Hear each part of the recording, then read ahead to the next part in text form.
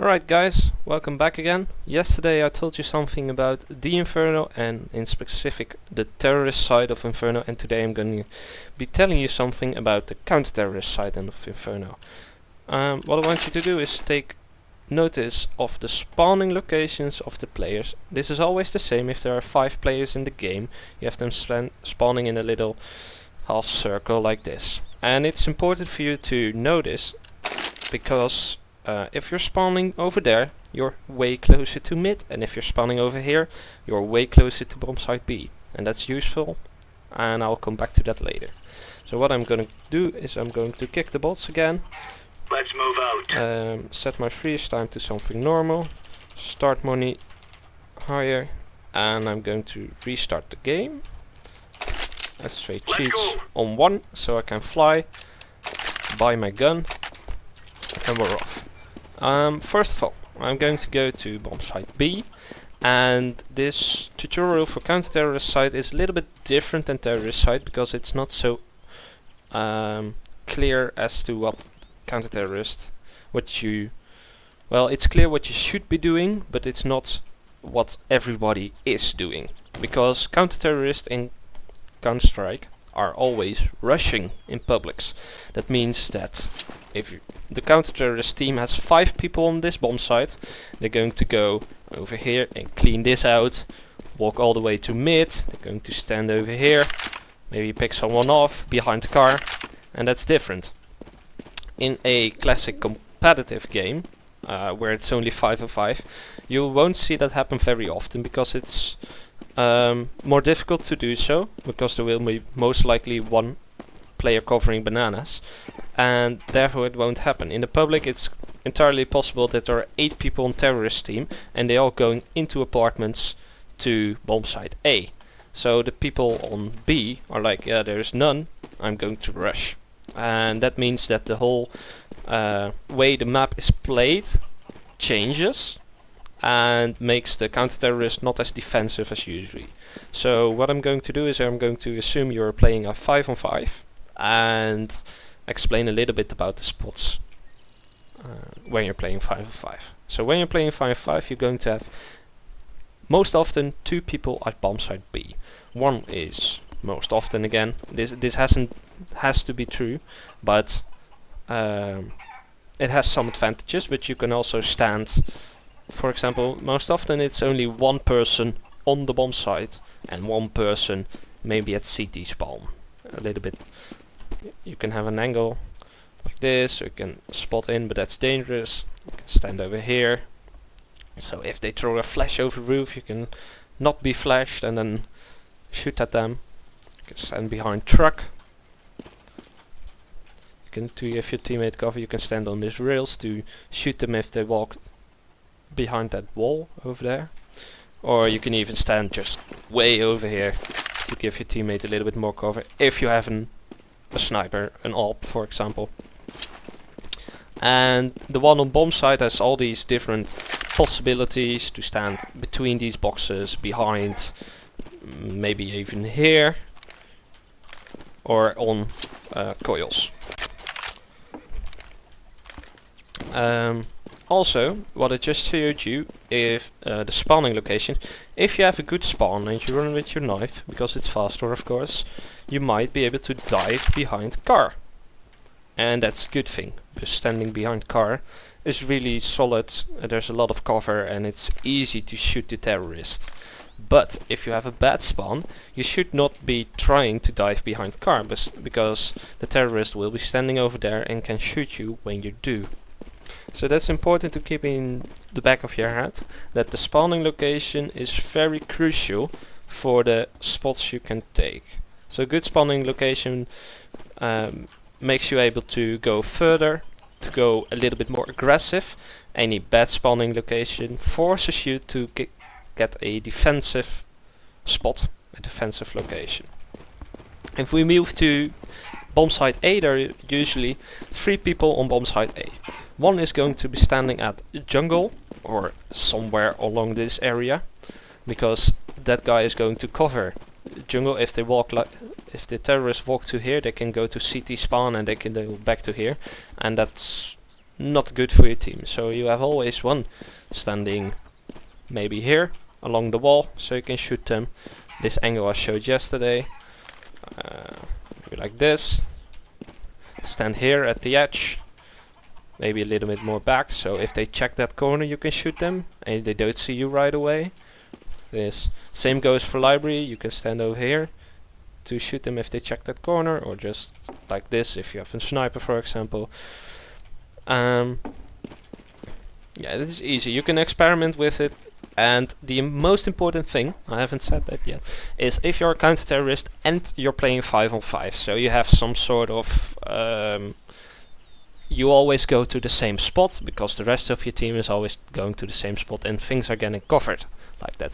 It's important for you to rotate around. You don't want to be standing there every round. It's very obvious you will get naded. But so if you're standing over there and you shoot an enemy in some round, next round the enemy is going to expecting you and might be out to kill you. And same thing goes if you die. If you die, the enemy is going to think, well, he's easy to kill, he stands there. So you always have to rotate when you're spotted. Just take it a bit different.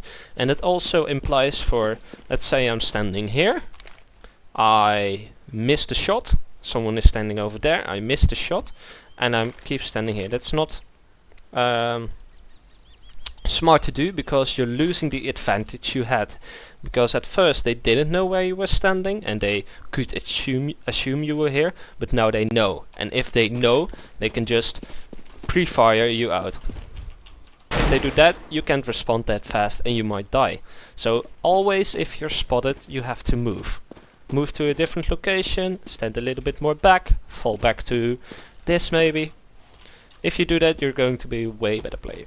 So there are 2 spots left on Bombsite A, and one is, generally speaking, somewhere here. You can stand behind this pillar, you can cover this corner, you can cover mid, you cover the pillar is helping you out here. Maybe stand like this, so you can cover lower apartments. You can also stand early in the round if you know they can't be here. You can maybe stand here. Do not, I wouldn't pick in if I were you, because then you expose yourself to a very big area and the chance of you getting shot is quite high. But standing over here is possible. Maybe if someone jumps behind bench you can shoot them. I don't do it very often, but it's okay. And you can go into lower apartments. You don't want to be standing here, that's then you're going to get shot. But if you wait here, you can peek out, move back, peek out again. If they're not there, you can maybe shoot their head. And the spawning comes back again. If you have a good spawn, and let's say you have an AWP, and you're running over here, you can spot the corner I showed yesterday. It's like this. It's a very nice spot. You can also do this. That's a bit riskier, but it has a higher reward, because the chances of you finding somebody over there are higher than the chances of you finding somebody walking behind car. But that depends on the spawn. If you have a bad spawn and you're going to go there, what's going to happen is the person is already behind car and can shoot you. But if you have a good spawn, you will be before the person is behind car and you have the biggest chance to shoot him. Same goes for, let's say you walk, that's really risky by the way, but I see it a lot. So you walk like this, fast, go up the stairs and then spot to second mid. You can, if they don't pay attention, you're very fast at balcony, you can shoot them if they run towards you, or maybe at the bridge, but it's more difficult to shoot them over there. You can try. I wouldn't do that every round. If you do this every round, they're going to expect you, they're going to be waiting for you, and you're going to get shot. But once in a while, you think, I used to play defensive, I have a good spawn now, I'm going to rush into lower apartments and trying to make the first opening kill. And the last spot on Bombsite A is apartments. This is an aggressive stance. I'll go back to this area soon, by the way, because I missed a few things. This is a more aggressive stance. This is a very aggressive stance. This is only possible, or you have to walk silent, or I wouldn't. I would only do it if you have a good spot, good spawn, because then you are here fast enough. If you aren't, you just risk yourself being shot, maybe even spotted. If they have a sniper, you can get spotted through these planks. This is aggressive because you're peeking, spotting this angle. You can wait until you hear them and then peek out, shoot, move back. This is a defensive location. Stand over here, for example, maybe stand over here. You can stand like this with a sniper, because they're going to move slow because they're scared, but they're going to expect you to be here. You can go behind in graveyard, all pretty much possible. But the thing you have to keep in mind is the thing the other player is doing. So if he is standing here, it's fine for you to stand over there, because he cannot get shot. But if he's, let's say, standing over here and covering it that way, then it's risky for you to not be over there.